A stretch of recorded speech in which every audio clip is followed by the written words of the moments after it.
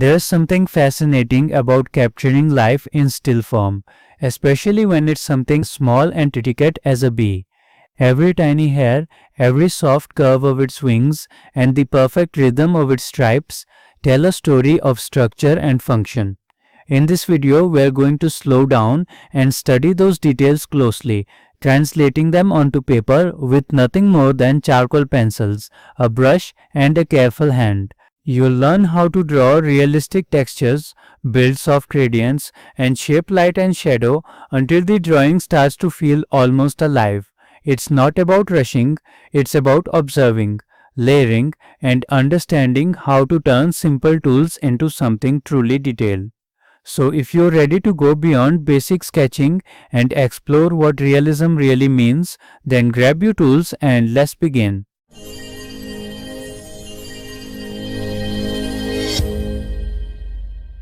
Before we even begin shading, the most important step is to get the outline right.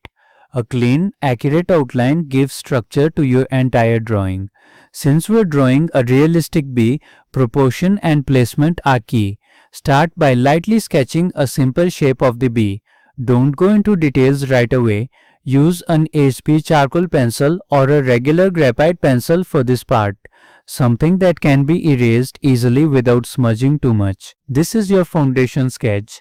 Don't worry about details like hairs, textures, or shadows just yet. We're only focusing on shape, position, and size. Now pause and take a look at your outline. Is the abdomen too large or small compared to the head? Are the legs spaced naturally? The bee's body has a certain rhythm to it, and even slight mistakes in proportion can make the final drawing feel off. Now that we have our outline ready, it's time to bring the bee to life, starting with the head and its big shiny compound eye.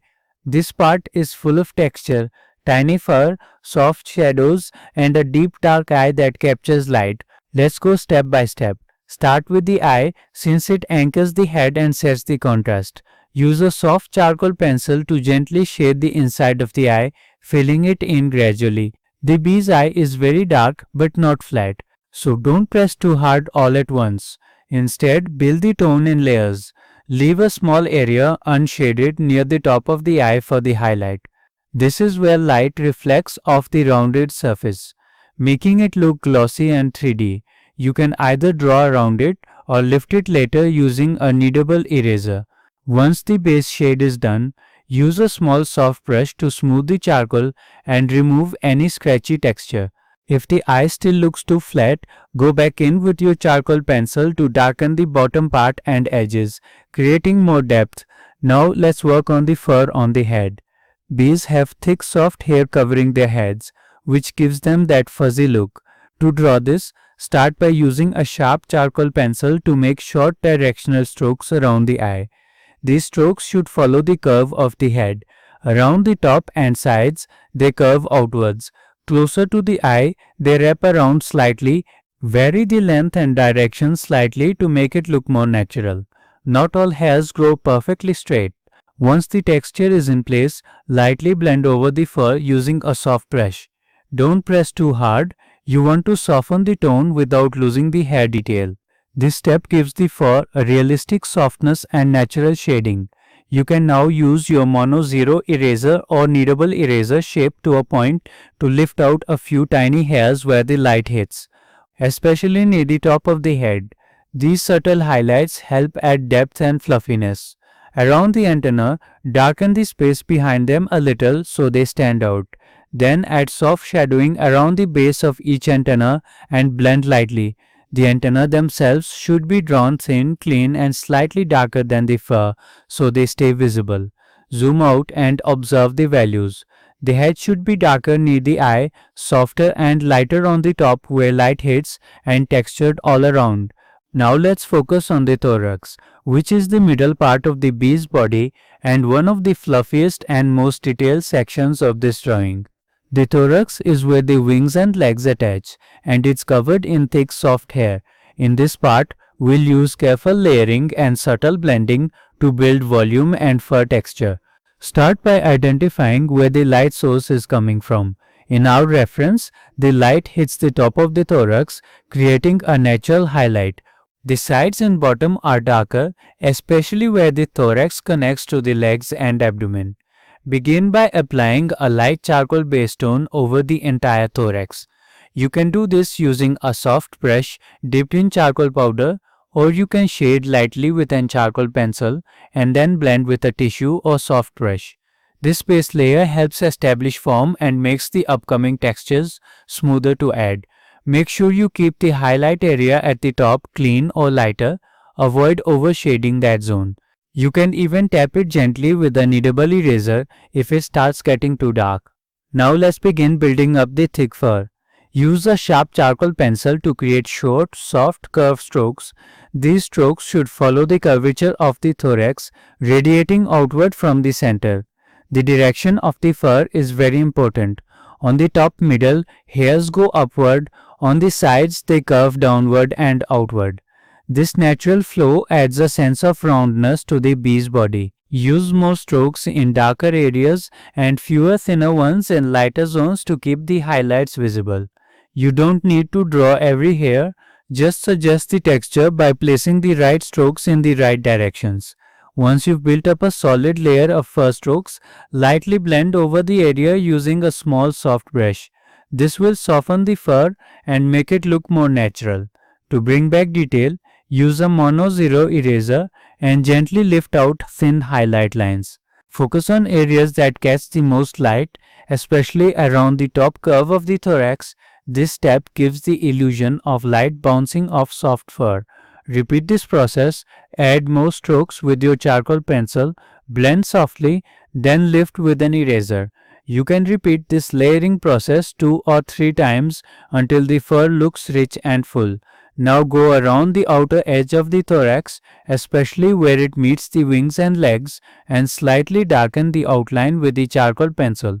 Be careful not to make it a harsh line. Instead, let it blend naturally into the fur texture. In the lower part of the thorax, deepen the shadow using charcoal powder or soft pencil pressure to add weight. This makes the thorax feel round and connected to the body. You can also add light shadows beneath where the wings emerge, which helps give the illusion of overlap and depth. Now we've reached one of the most iconic parts of a bee, the abdomen. This is the long curved back part of the body with striped patterns, and it's covered in soft hair too. In this section, we'll focus on creating that realistic striping, the natural round shape, and the subtle fur texture that gives depth and detail. First, observe how the abdomen curves. It's not flat, it's rounded like a cylinder, and the light hits it differently across its surface. In your outline, you should already have marked the curved horizontal stripes. They guide us in dividing the dark and light bands of the bee's abdomen. The stripes help show volume, but they must curve along with the body shape. Also remember your light source. In this drawing, the top of the abdomen catches the most light, so the upper portions of each stripe will generally be lighter and the bottom curve will have more shadow. First, take a soft charcoal pencil and begin shading the dark stripes. These areas will have the most contrast. Fill the dark stripes with solid tone first, then add a second layer on the bottom curve of each stripe to make it even darker. To make it realistic, don't make the edges of the stripes perfectly sharp. Instead, blend the borders slightly where they meet the lighter stripes. This creates a natural fur transition. Blend the shaded area slightly with the brush, but avoid flattening the texture too much. You still want a soft grain to remain. Then use a soft brush or tissue to apply a very light layer of charcoal powder over the entire abdomen, except for the highlight areas.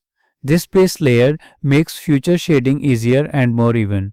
Avoid using a pencil for the base unless you press extremely lightly. Brushes give you a smoother result with fewer grainy lines, which is great for soft surfaces like this. Once the base tone is down, gently blend it with a soft brush. This sets the surface for layering. Now it's time to add tiny hair strokes to mimic the fur that covers the abdomen. Use a mono zero erase to lift out soft strokes over the lighter stripe areas. This gives the surface a slightly reflective fuzzy glow. Then use HB pencil to darken area between the strokes. To make the abdomen feel truly 3D, you need to control the light and dark zones. Darken the lower edge of the abdomen with soft charcoal or powder. This shadow helps it curve under the body. Add a thin highlight strip on the top edge of the abdomen, using a pointed eraser to create the illusion of light hitting the round surface. Make sure the left and right sides gradually fade into shadow as they curve away from the light. This smooth gradient gives the form more realism. Now that the head, thorax and abdomen are complete, it's time to bring the bee's legs to life. This part might look tricky at first, but with careful observation and a step-by-step approach, you'll be able to draw realistic jointed legs with subtle fur and strong shadows. Bees have 6 legs and they're all divided into segments, kind of like armor plates. These segments help the bee move and grip surfaces. In your outline, you should already have lightly sketched the legs with proper placement and proportions. I'm starting with the bigger one, as they're the most visible and usually sit on the thorax. Use a 2B charcoal pencil to fill in the first segment. Start from the part where the leg connects to the thorax and move outward. Each segment should be slightly curved and rounded, so leave a tiny strip of highlight along the top edge of each segment. This gives it a 3D shape. Use soft strokes and don't make the leg flat black. Instead, gradually darken toward the bottom and the joints. Now switch to a 4B or 6B charcoal pencil and darken the underside of the segment and any area that overlaps another part. This will add depth. After shading each segment, use a small blending stump or pointed brush to smooth the shading slightly, but don't erase the highlight along the top. That thin light edge is what gives the legs their shine and shape. Repeat the same process for all the legs. These will appear slightly behind the front legs and may be partly covered by the thorax or abdomen. Use less pressure and slightly lighter tones for these, especially the ones farther away. This creates a sense of depth and perspective. The closer leg appears bolder and darker, while the others fade slightly into the background. At the end of each leg, you'll find a tiny claw-like structure. This is what bees use to grip flowers and surfaces. If you want to go even more realistic, lightly shade underneath the claws to show a soft shadow on the surface beneath the bee. As you move toward the body, especially where the legs attach to the thorax, you'll notice there's some fine fur around the base. Use short upward strokes with a sharp charcoal pencil to draw this tiny hair. Don't overdo it, just a few strands to suggest fluffiness at the joint. You can even lift a few highlights with the Mono Zero eraser to separate the legs from the fur on the thorax. This helps prevent all the dark areas from blending into one mass. And that's it for the legs. Now comes one of the most delicate and beautiful parts of the bee, the wings. Unlike the fuzzy body, the wings are thin, transparent and filled with fine vein patterns. Capturing their lightness with charcoal can be tricky, but with the right approach, you can make them look airy and realistic, just like in nature. The most important thing here is to keep the overall shape light and elegant. Bees' wings are not thick or hard-edged, so avoid dark outlines. Instead, we'll focus on soft shapes with delicate lines for the veins. To create a transparent look, apply a very soft layer of charcoal powder with a large soft brush or a tissue. Gently sweep the brush over the wing shape, just enough to tint the area slightly. Make sure the edges of the wings fade softly into the background. You can soften these edges even more by tapping them with a kneadable eraser. Keep the wings lighter than any other part of the bee. We're only suggesting their presence, not blocking them in. Now let's add the vein pattern. These thin, web-like lines are what give the wings structure. Use a sharp HP to draw the veins. Start from the base of the wing and draw thin, slightly curved lines outward like branches. Then connect those branches with shorter lines to build the net-like pattern. Make sure the veins are clean and not too bold. You don't want them to overpower the wing's soft texture. If you press too hard, the veins will look like cracks instead of soft structures. Once the veins are drawn, use a soft brush to very gently blend around them, not over them. just to fade the background around the lines. This increases the contrast subtly. To give the wings depth and realism, add a shadow underneath each one where it overlaps the thorax or body.